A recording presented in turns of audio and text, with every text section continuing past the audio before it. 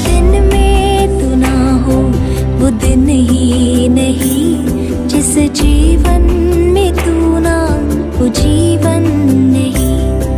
यिर्मयाह भविष्यवाणी की पुस्तक 4 अध्याय का 3 वचन।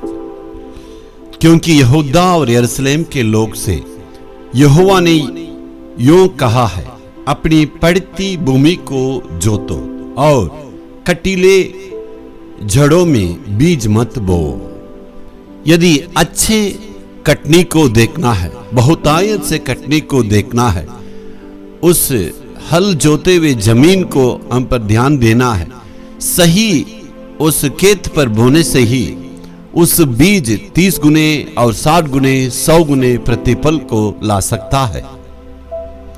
जिसके खेत अच्छे हो उसी खेत पर बोने से ही सही प्रतिफल को पा सकते हैं। ऐसे ही यिर्मयाह नबी यहां पर कहता है। उन दिनों में बहुत सारे परमेश्वर के दास रहे। वे क्यों इस प्रकार कहते हैं, इसकी भूमिका को हमें जानना होगा। योसिया जैसे अच्छे राजा थे जो परमेश्वर को डर के और परमेश्वर के लिए कार्य करने वाले थे।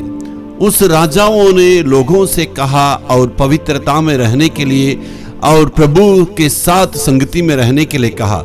लोगों ने राजा की बातों को तो मानी, वे बाहरी रूप से परमेश्वर के लिए डर का समान दिखाते थे, लेकिन उनके मन में मूर्ति पूजा और कामों में वे लगते थे, इसलिए परमेश्वर का विरोध वो काम करने वाले थे। उनका जीवन में गुप्त पाप था और परमेश्वर का विरोध सारे पापों को करते थे। ये सारी हालातों को देखते भविष्यवक्ता बार बार चेतावनी देते थे। उन्होंने कहा, बाहरी रूप को नहीं, अपने मन को, अपने हृदय को पवित्र रखो करके उन लोगों को उन्होंने कहा।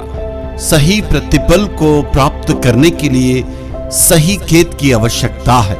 यदि कठिन खेत में बोएंगे तो आप सही प्रतिफल को नहीं पा सकते। वैसे ही आपका जीवन में सही प्रतिफल को पाना तो आपका कठिन हृदय में नहीं, सही हृदय में बोने की आवश्यकता है। यानी प्रतिफल लाने के लिए, आपका जीवन में फल को देने के लिए आपका मन को सही करना या परमेश्वर का लायक रखना, गुप्त पापों को छोड़ना और परमेश्वर का प्रिय जीवन जीने की आवश्यकता। उस वक्त आप परमेश्वर के लिए प्रतिफल दे सकते हैं।